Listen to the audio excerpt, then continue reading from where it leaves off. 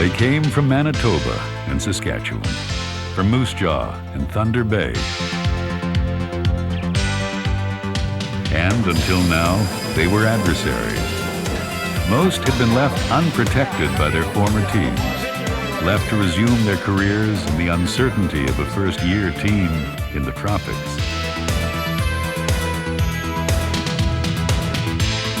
Given a fresh start, these proud athletes wore the crest of the Florida Panthers and touched glory in a fairy tale season. Melody crosses the line. He's got a goal.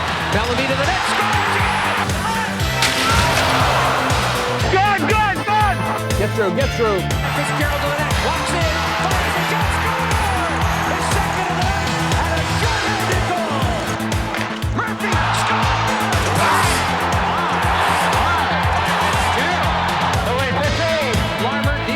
They would go on to become the most successful first-year team in NHL history. This is their dramatic story of a team that had the NHL spinning,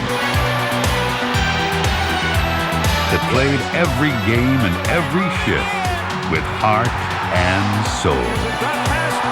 Great save by John Vanbiesbrouck. Centering pass, Larkin scores!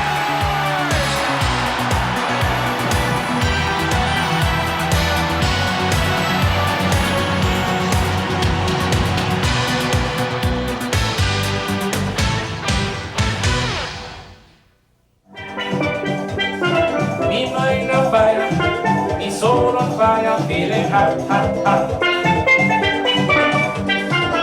Party people. South Florida. For many, it is the vacation capital of America. It is the gateway to the tropics, where life is a little slower.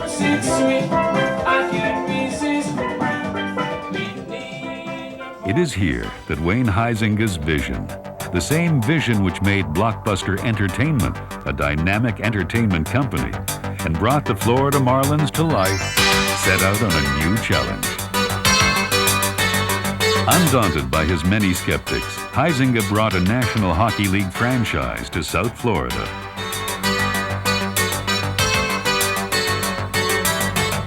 They would be called the Florida Panthers, named for the endangered species that has roamed the Everglades for centuries. While some in the press called it Wayne's folly, he immediately hired the best people he could find to run the new team. Huizinga named as president Bill Torrey, who had built the dynasty on Long Island, leading the New York Islanders to 4 Stanley Cup championships. As their first general manager, the Panthers selected Hall of Famer and 2-time Stanley Cup winner Bob Clarke. Clarke's first move was to hire as head coach Roger Nielsen, a successful strategist who coached the previous year for the New York Rangers.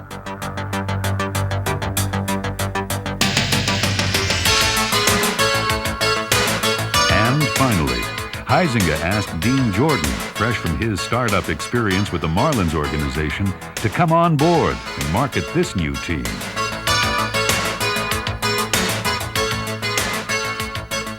Fate smiled on the Panthers early when Bill Torrey called heads for the right to select first for goaltenders in the expansion draft. From the Sunshine State, the Florida Panthers select from the Vancouver Canucks, John Vanbiesbrouck. The Panthers' first ever selection would be a boyish-looking goalie who had won a Vezina Trophy with the Rangers as the NHL's best goaltender. If John Vanbiesbrouck was to become the heart of this team, then this man would be its soul. Brian Scrudeland, traded from Montreal, left unprotected by Calgary, immediately became the team's choice as the Panthers' first captain.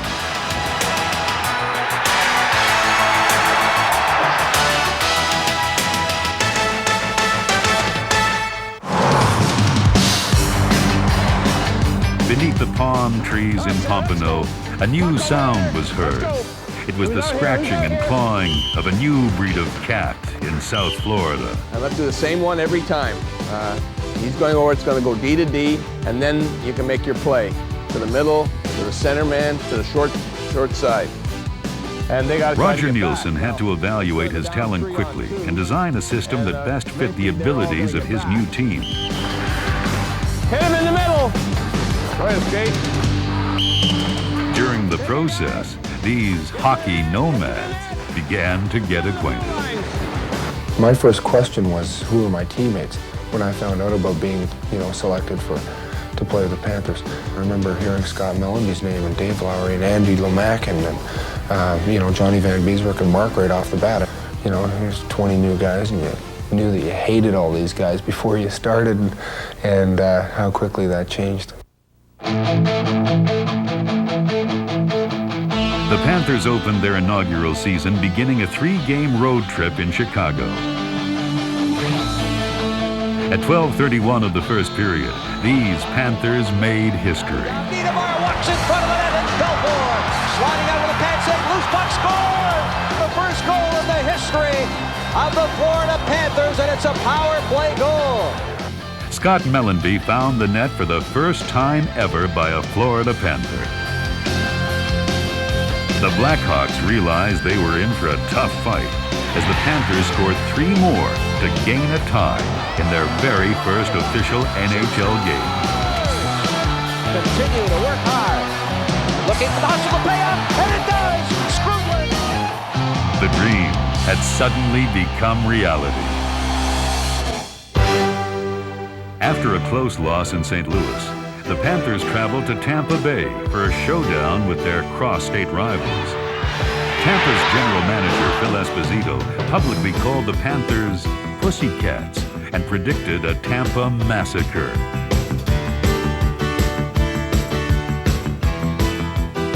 Before an NHL record crowd of over 27,000, John Vanbiesbrouck was simply perfect. Oh, a great save by John Vanbiesbrouck. In front, Bradley, shutting the door, Vanbiesbrouck. Rookie Chris Pratt, centers. DeMaio, right on top of Vanbiesbrouck. When Scott Levin scored on a deflection, one goal was all this gritty team needed to gain its first victory as a National Hockey League franchise. For Vanbiesbrouck, the 2-0 shutout was an omen of things to come. We shut them out right in their barn. And we came in there and we did what we had to do. And it just led to the attitude that every game we play, we can win. Opening night, yes, the inaugural night, Panther program. Come on, everybody. Yep, can't get a ticket to this one.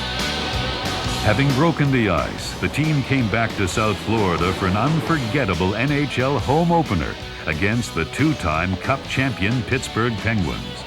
Ladies and gentlemen, please welcome the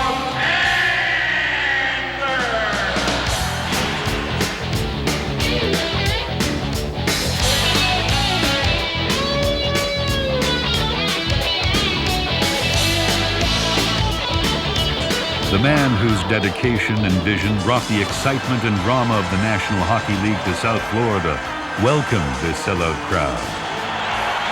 We are very excited this evening, not only it's the first opening night of the Panthers, but because we are one of only 9 cities in this country that has all 4 major professional sports. Moments later, the National Hockey League exploded into South Florida. And a big save by John Vanbiesbrouck.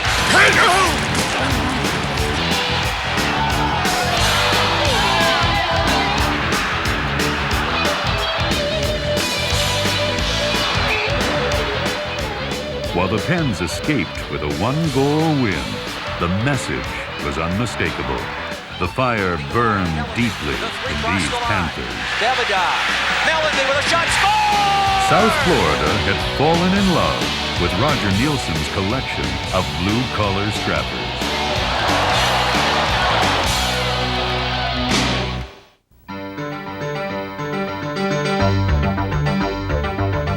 Off the ice, Roger marches to his own drum. But I think that adds to his personality. I think there's a humanness there that you don't always see in a coach. He's not cut and dried like a lot of people have in their own mind as an image of what a coach should be. I think the players can relate to that a little bit. There's a personality there that I think is particularly good for us here in this market. With the young team that we have, I think the players relate to that. I got a bike, and just about right. It's about 5 miles there and 5 miles back, and it's a pretty good ride, and it's an exercise. It's nice to be able to have a job where you can come to work in shorts or a t-shirt and take your shirt off on the ride home, and that's my kind of job. Often mistaken for an aging surfer, head coach Roger Nielsen is definitely a free spirit. I like being around the water. It's great at night hearing the waves come in, and I think when I retire, I'll retire to Hawaii or someplace where you can hear the surf coming in.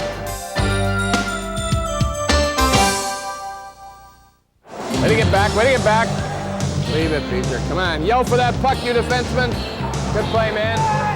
Twice in October, Tampa Bay visited South Florida, believing it was payback time. How wrong they were.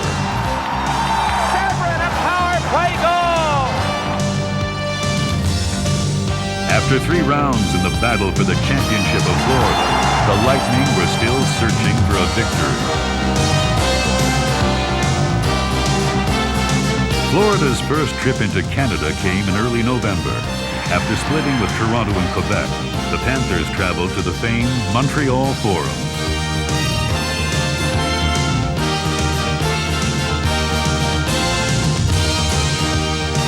"18-year-old rookie Rob Niedermeyer was unawed by Montreal tradition.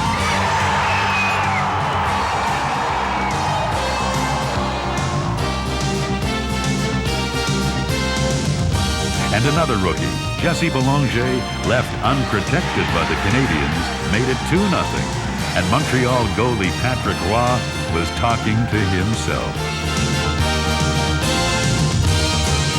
The Panthers used Roger Nielsen's choking neutral zone defense to smother the Canadiens' attack. When Randy Gilhen scored, Vanbiesbrouck had more than he needed to shock the mighty Canadiens. Right in front of the net and covering up is John Vanbiesbrouck.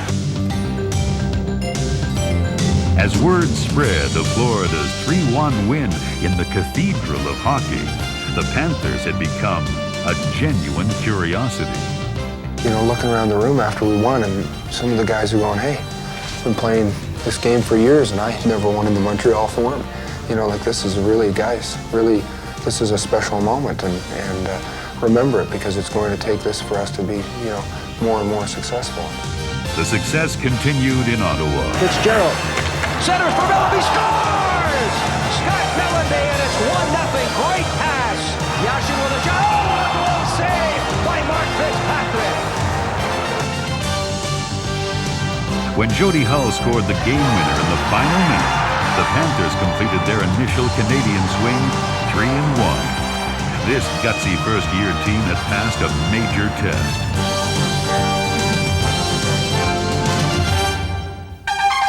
Back at the Miami Arena, Floridians were buying Panther merchandise at a record pace.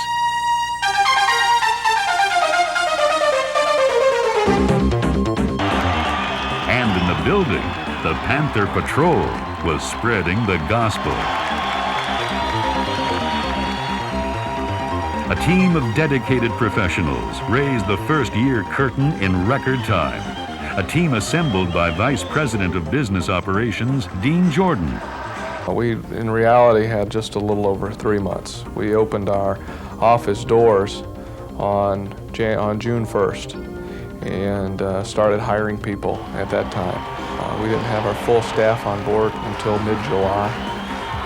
So it was a situation where people were working, 14, 16-hour days, 7 days a week, doing everything we could to get this franchise off and running. And run they did.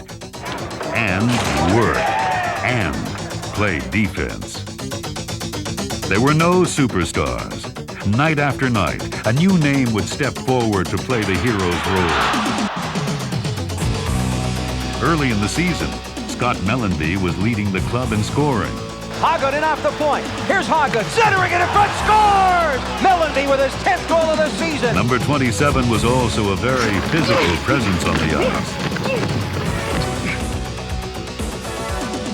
General manager Bob Clarke knew all about Mellanby's heart from their days in Philadelphia. I think we got Scott at the right time in his career. He's 27 or 28 now. He's got lots of experience. He's a big, tough player. And we were able to give him the ice time that he needed to be successful. Along with Mellanby scoring, the defense played a major role in the Panthers' fast start.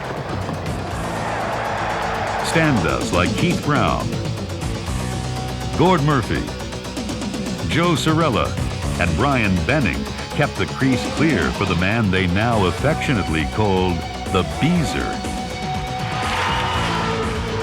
And for his sidekick in goal, Mark Fitzpatrick. Charlie Huddy in front, Fitzpatrick, and he keeps it out. We knew that we had to keep it close.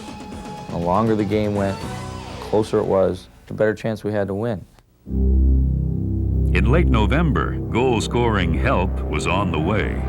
The Panthers obtained Stu Barnes, a former Winnipeg #1 draft pick. Given more ice time by Nielsen, Barnes blossomed as a scorer.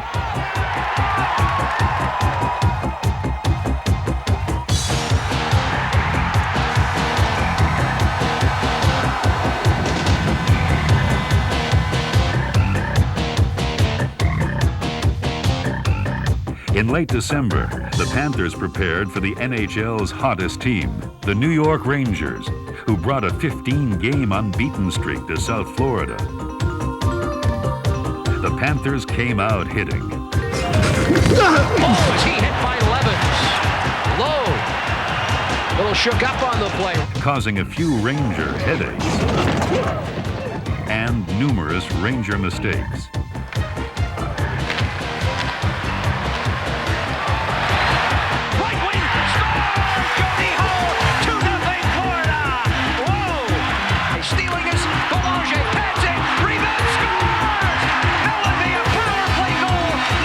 When Mellanby scored, the sellout crowd knew the Beezer would bring the curtain down on his old team. And somewhere on that worried face of Roger Nielsen, just the hint of a smile. The New York Rangers will go down to defeat the shot wide of Vanbiesbrouck. The Panthers win! Panthers win 3-2! Take a look at that, John Vanbiesbrouck. Wild after a victory. First victory against his old team, the former team, the New York Rangers. When the Panthers had the audacity to end the Rangers streak, many clubs felt they had to send a message to this freshman franchise. In early January at Boston Garden, when Jeff Smith was blindsided by the Bruins' Cam Stewart, Paul Loves responded. A signal was clearly sent, although Stewart may have had trouble understanding a signal of any kind.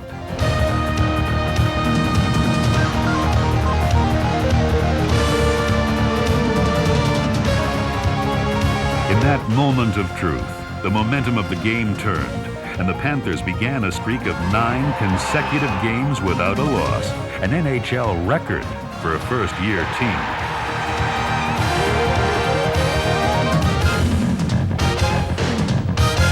And here come the Panthers again. Niedermeyer in full During flight. that streak, they rolled through 6 top 10 teams. Scores Mellanby!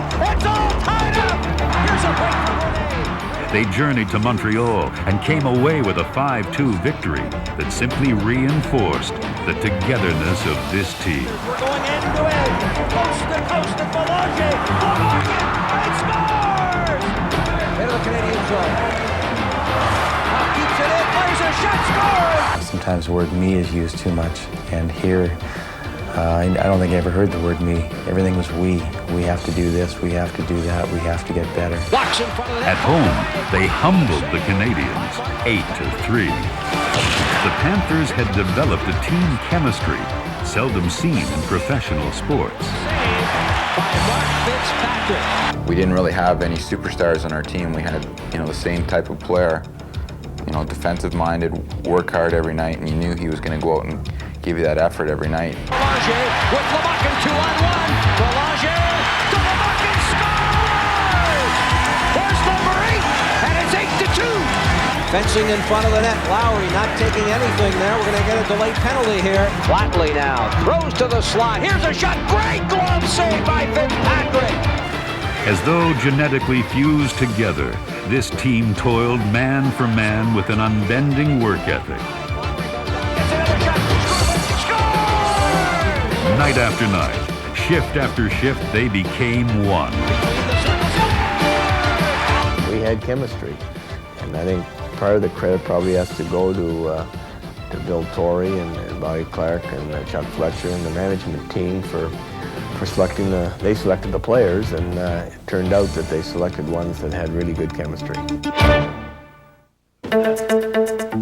At the very core of this rebirth for so many on this team was John Vanbiesbrouck, an NHL MVP candidate on the ice and a beloved leader in the clubhouse. I didn't realize he was as good as he was, both on and off the ice. He was the guy that made us believe. He gave us an opportunity to win every game he was in. My personal feeling is he should be the MVP in the league. Game in and game out, he was incredible. I've never seen goaltending like this. When the Rangers traded him and Vancouver said no thanks, John Vanbiesbrouck kept it inside and set out on a mission.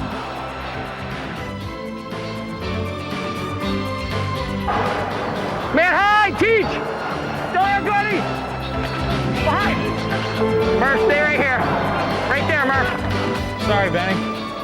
I heard you. I just made the wrong play. Coming across the blue! Gordy. You want that, or you rather me? No, I wanted that. I knew it was coming. Okay. Take it behind, set it up, take it behind, set it up. Let's get set up here. On the ice, John Vanbiesbrouck has the pride of 10 men. At home, he's just a 30-year-old family man, father of 3. God is good, God is great. I want to thank everybody for being so kind to us and for the nice food that we have on the table and for our little Nicholas, Benjamin, Ian, Mommy, and Anna too. Amen. I think in order to succeed in this game, you really do need a solid family. Mentally, you have to be able to separate yourself from the game and from the anxieties from losing to the glories of winning. But when you walk through that door, you immediately switch. And you're not a hockey player, you're not a businessman, you're not anything but a father with priorities at home. And sometimes when the pucks come too hard, you bend down and the puck comes right into your pads. What went through my mind initially with the trade was that I thought it would be really good for John to give him like a new lease on his hockey career, a change that always seems to give someone more energy. I thought it would be great for the lengthening of John's career and for his attitude and everything.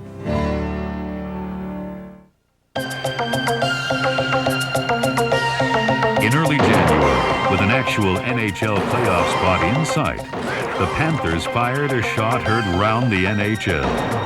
In an effort to add more scoring punch, the club plucked high-scoring Bob Kudelski from Ottawa. In front, scores Bob Kudelski!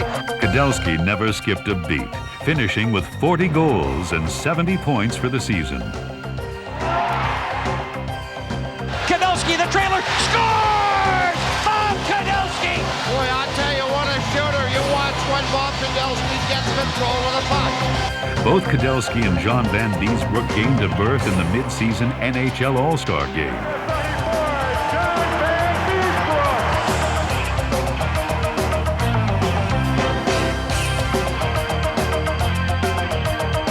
Kudelski scored 2 goals, and Vanbiesbrouck was the winning goaltender in a 9-8 triumph. The sniper and the Beezer had become the first Florida Panther All-Stars.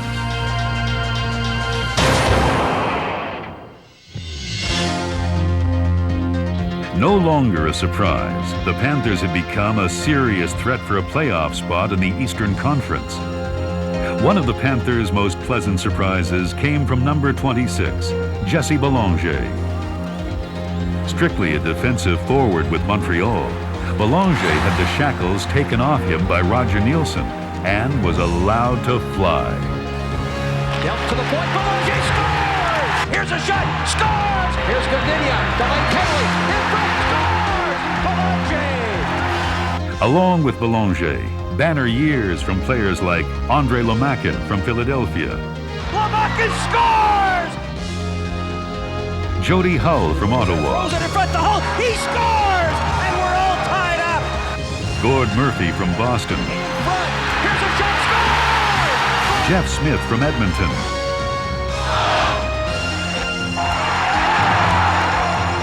Mike Foligno from Toronto. And the man from Calgary who breathed fire every night. The man who inspired teammates game after game. 30-year-old Captain Ryan Scrudland. I got a lot of drive from my teammates all season long. I saw the effort that every individual was putting in, and I thought if I got a little extra to add tonight, I wanted to add it. And there were some nights that there was that little bit extra that maybe there wasn't the past couple of years. Good play. Good play, boys. You just come up if the puck's here. Come on, let's go. We're going to skate, bench. Should be a center ice right now, bench. Scrudland is one of those players who make you proud to be a professional athlete, because everything is hard work with him and total dedication and enthusiasm and all the things you want in a professional athlete. Scrudland brings to a hockey team, and kept our team upbeat all year. 2-on-1, shorthanded, Huff, Scrudland scores! A shorthanded goal, and the Panthers are on the board! In early February, the team got a real scare as Vanbiesbrouck suffered a deep cut on his stick hand. Gets a step on Hawgood, but watch the stick. This is where Beezer gets hurt. See the skate? Skate hits the hand of John Vanbiesbrouck. Watch this coming back. He's now hurt. He's probably bleeding. But look at the move. The move by Straka, or Naslund, sorry. Look at this. Whoa! He would be gone for 2 weeks. Mark Fitzpatrick stepped in and was nearly flawless. He went 4-1-1 in the Beezer's absence. By now, the Panthers had become the hottest ticket in town. This is the year of the Panther.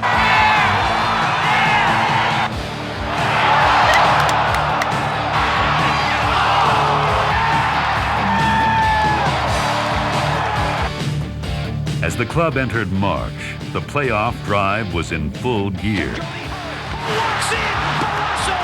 They simply outworked their opponents. Heart and soul were the trademarks of this team that would not die.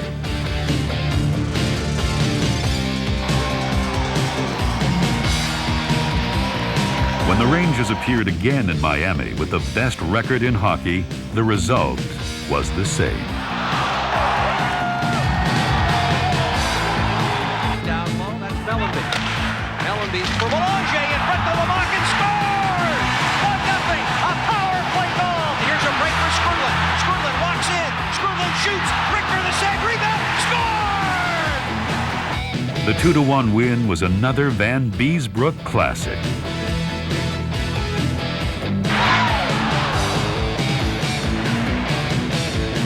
Florida fans were delirious over their Panthers.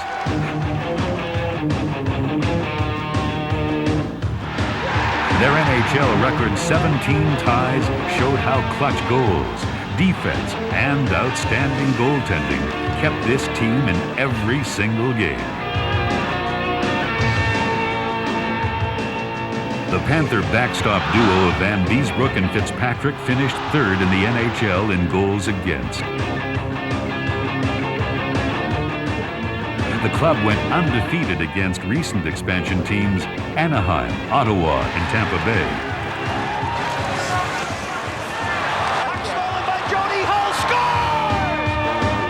They scored more points than any first-year team ever. They were the only new team in history to have two men named NHL Player of the Week. Number 26, Jesse Belanger, and John Vanbiesbrouck. And no first-year team ever topped the 33 victories the Panthers gained during their inaugural season. South Florida was gushing with pride over their beloved Panthers. I think they've done an outstanding job. They've had a tremendous run. They've been in every game this year. One of the best expansion teams, in the history of sports to go that far. So, we're all pretty proud of them. When their record-shattering accomplishments left them just one win short of a playoff spot, this team dedicated its final game to their outstanding fans. Scott Mellanby scored his 30th goal, and the Beezer, he said thanks in his own way.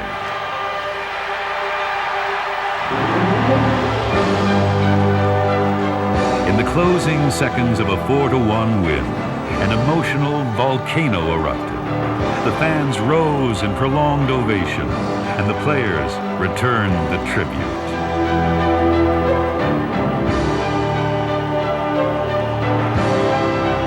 After the game was pretty emotional. We all stayed there, and the players stayed and gave them a salute, and just more of a thank you to everybody. It was really something. I think that there was a bond there developed between the players and the fans that hopefully will carry right over in the next season. The excitement level in the building throughout the game, the noise level, it was something I don't think I'll ever forget.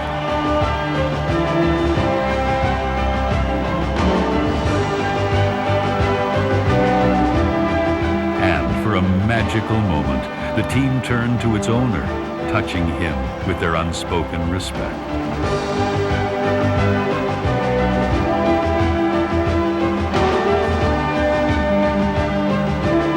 At a crossroads in their lives, destiny held her hand out, and the Florida Panthers were born. A team and a year filled with heart and soul. Our expectations were getting greater and greater as the season went on, but there's one thing that we didn't expect, to have the greatest fans in the National Hockey League. Thank you very much.